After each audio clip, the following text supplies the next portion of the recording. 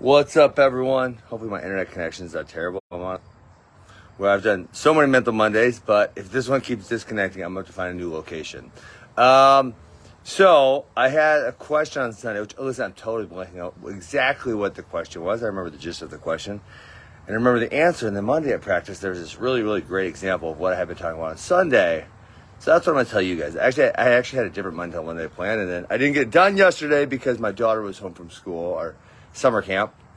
So the question on Sunday has something to do with like success. And to me, you need to believe you can do it before you actually do it. And, lots of times that it's a trailing factor. So you believe you can do something. So then when you believe it, then you therefore put work into getting that thing done. And then at some point after you buy in and you believe, then later success will come because it takes a lot of hard work to get there, right? So it's a trailing factor. They don't go hand in hand. And I think it would be rare that success leads the belief or buy-in. Maybe once in a while you can convince me, but probably not. And then, the other thing there would be, just because you believe doesn't mean you never doubt, right? That's not the same thing. So if you believe you could do something, doubts will always creep in. They always exist, but then your belief generally is stronger than your doubts, not vice versa, right? So someone who doubts, their doubt is stronger than their belief means, I can't do this. Why would I put the work in? Why should I even try? I'll never get there. Right? That's someone whose doubts are stronger than their belief. Someone believes I can do this. I'm going to put the work in. I'm going to work really hard at it. And, that doesn't mean they're probably going to have setbacks. And they're probably like, oh, can I really do it? I mean, I had a big one of those.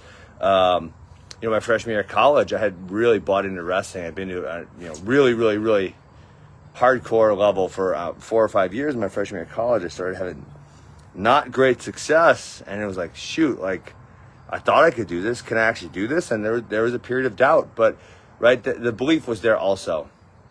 And that kind of generally won out. So just because you believe doesn't mean you never doubt. Let's just make that clear, okay?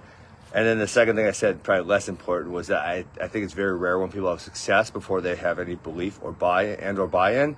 Maybe only if it was at a very young age before there's like, I don't know, you guys know the way, I have kids. You know the way kids think. Kids don't always think super logically, or they don't have really in-depth thoughts. And so maybe if a kid has success when they're younger, then that success could come before the belief. But for older people, I don't think it's the case. So anyways, the story that happened yesterday was Coach Smith from Missouri. He came in. I was wrapping up practice, and dang, I don't know if you guys can tell, but my internet is disconnecting. It's super annoying.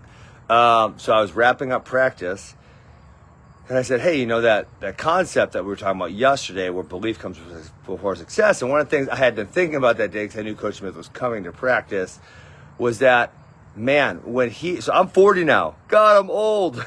I got a new Funky Fresh Nation shirt. Thank you, Truman. Thanks for the shirt, Truman. I appreciate Funky Fresh Nation, baby. Anyway, so I'm like, dude, I'm 40.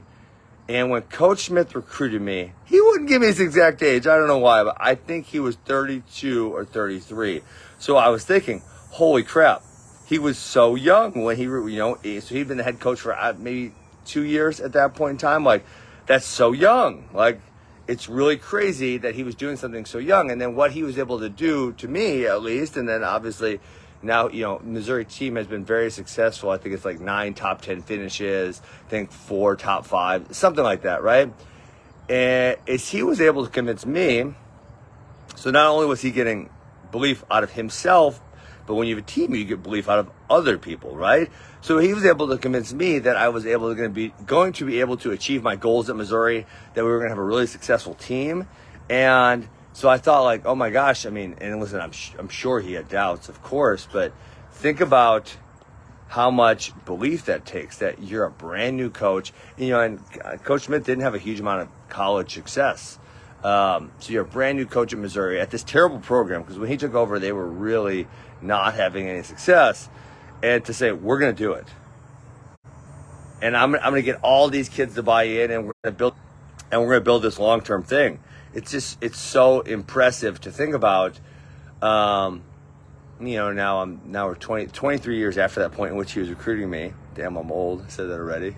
And to watch the amount of success he had is really, really tremendous. So that is a great example someone who bought into themselves, who believed they could do it. And then, in his case, in my opinion, it's even harder because it's a team. So you gotta get other people to share the same belief that you do. But if you're going to achieve something in life, generally you're going to believe it before you do it. And that goes for all of us. This isn't just for wrestling athletes. This is for whether you want to be a great parent, whether you want to be a great spouse, husband, wife, whether you want to go run a business, whether you want to be good at disc golf. Well, I don't give a damn what you want to be good at. You're going to have to believe that you can do it. And then that belief will drive you to do the things necessary to have the success. So I thought that was such a good, poignant moment that Coach Smith was there, that it kind of reinforced, or was a great story reinforcing the point that I made on Sunday. So I just wanted to share that with you guys. I actually had a different Mental Monday plan, which maybe I'll do next week. But that one was so good I had to share. So that's all I got. Shout out Funky Fresh Nation. Back on the store shelves pretty soon. Check out All In Journal, allinjournal.com. A lot of people are liking it so far. And my new sports psych book comes out September 17th. So, talk more about that, of course. Peace.